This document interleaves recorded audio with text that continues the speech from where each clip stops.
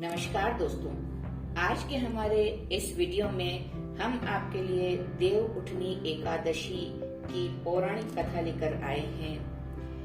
Video शुरू करने से पहले मैं श्री हरि नारायण से प्रार्थना करूंगी कि मेरे इस वीडियो को लाइक, शेयर और सब्सक्राइब करने वालों पर श्री हरि नारायण और माँ लक्ष्मी जी की कृपा हमेशा बरसती रहे।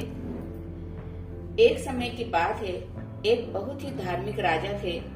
कहते हैं ना कि जैसा राजा होता है वैसी ही प्रजा होती है, अतः प्रजा भी धार्मिक थी। राजा के राज्य के सभी लोग एकादशी का व्रत रखते थे। प्रजा तथा नौकर चाकरों से लेकर पशुओं तक को एकादशी के दिन अन्न नहीं दिया जाता था। एक दिन किसी दूसरे राज्य का व्यक्ति राजा के पास आकर बोला कि महाराज, कृपा करके मुझे नौकरी पर रख लें। तब राजा ने उसके सामने एक शर्त रखी कि ठीक है, रख लेते हैं, किंतु रोज तो तुम्हें खाने को सब कुछ मिलेगा, पर एकादशी को अन्न नहीं मिलेगा। उस समय उस व्यक्ति ने हाँ कर ली, पर एकादशी के दिन जब उसे फलाहार का सामान दिया गया तो वह राजा के सामने जाकर गिड़गिड़ाने लगा, महाराज, इससे तो मेरा पेट नहीं भरेगा, मैं भूखा ही मर जाऊंगा, मुझे अन्न दे दो महाराज। राजा ने उसे शर्त की बात याद दिलाई, पर वह अन्न छोड़ने को राजी नहीं हुआ। तब राजा ने उसे आटा, दाल आदि खाने का सामान दिया और कहा, आज महल में खाना नहीं बनता है, तुम कहीं और जाकर खाना बना लेना और खा लेना। वह खुशी खुशी सामान लेकर नदी किनारे पहुंचा। वहां स्नान कर भोजन बनाने लगा। जब भोजन बन गया तो वह भगवान को बुलाने लगा, आओ भगवान, भोजन तैयार है, भोजन कर लीजिए। उसके बुलाने पर पीताम्बर धारण किए भगवान चतुर्भुज रूप में आ पहुँचे तथा प्रेम से उसके साथ भोजन करने लगे। भगवान ने जल्दी जल्दी भोजन किया, जिससे उस व्यक्ति को खाना कम पड़ गया और वह भूखा रह गया। भगवान भोजन कर अंतर ध्यान हो गए। वह सोचने लगा, अब की एकादशी पर राजा से ज्यादा सामान मांगूंगा ताकि मैं और भगवान दोनों पेट भर के खा सकें। 15 दिन बाद अगली एकादशी को वह राजा से कहने लगा कि महाराज, मुझे दुगना सामान दीजिए।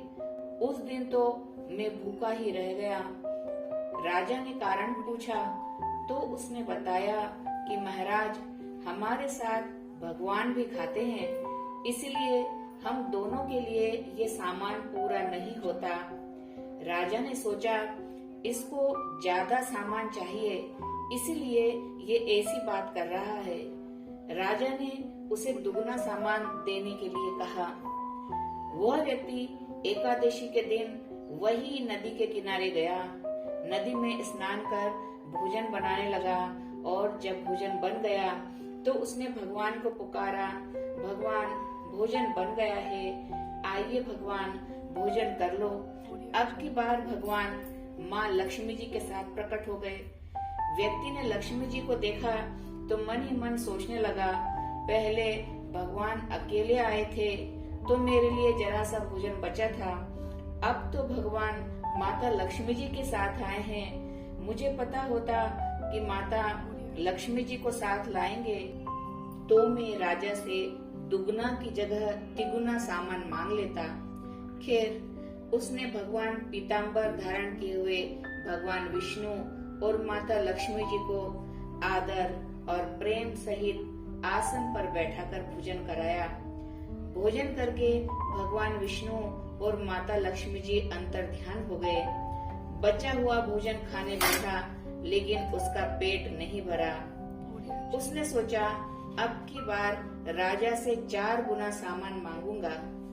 अब की बार माता लक्ष्मी जी को लाए हैं, पता नहीं अब की बार और किसको साथ लेकर आ जाएं। सोचते हुए वह अपने काम पर चला गया। 15 दिन बाद फिर अगली एकादशी को वह राजा के पास गया। बोला, महाराज, मुझे 4 गुना सामान दीजिए, इतने सामान से मैं भूखा ही रह जाता हूँ। राजा ने पूछा, तुम कितना खाते हो जो भूखे रह जाते हो? तो व्यक्ति ने कहा, महाराज, हमारे साथ भगवान भी खाते हैं। पहली एकादशी को तो भगवान अकेले आए थे, पर दूसरी एकादशी को वे माता लक्ष्मी जी को भी साथ लाए थे। पता नहीं अब की बार और किनको साथ ले आए। यह सुनकर राजा को बड़ा आश्चर्य हुआ। राजा बोले, मैं मान ही नहीं सकता कि भगवान तुम्हारे साथ खाना खाते हैं। मैं तो इतना व्रत रखता हूँ, इतनी पूजा करता हूँ, पर भगवान ने मुझे कभी दर्शन नहीं दिए। राजा की बात सुनकर वह बोला, महाराज, यदि विश्वास न हो तो साथ चलकर देख लें। अब की बार एकादशी पर राजा नदी के किनारे एक पेड़ के पीछे छिपकर बैठ गए। उस व्यक्ति ने स्नान करके भोजन बनाया और भगवान को पुकारने लगा, भगवान, भोजन तैयार है, भोजन कर ले। भगवान, भोजन तैयार है, भोजन कर ले। पर अब की बार भगवान नहीं आए। वह भगवान को पुकारता रहा, पुकारता रहा।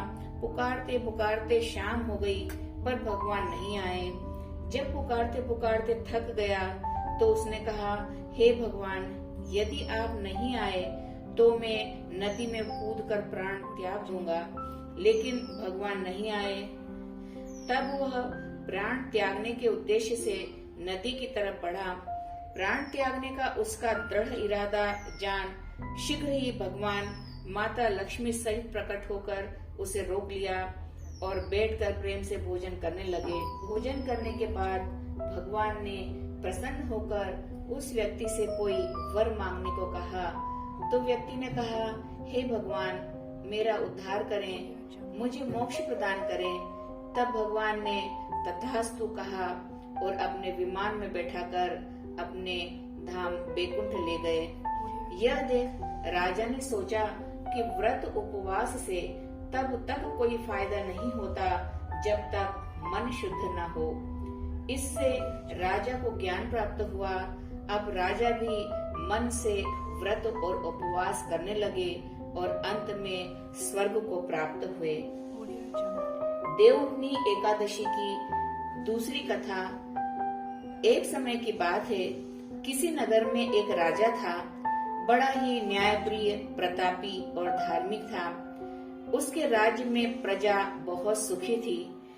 उनके राज्य में एकादशी के दिन कोई भी अन्न नहीं बेचता था, सभी फलाहार करते थे। एक बार भगवान ने राजा की परीक्षा लेनी चाहिए। भगवान ने एक सुंदर नारी का रूप बनाया और सड़क पर बैठ गए। तभी राजा उधर से निकला और उस नारी की सुंदरता देखकर चकित रह गया। उसने पूछा, हे सुंदरी, तुम कौन हो और इस तरह यहाँ क्यों बैठी हो?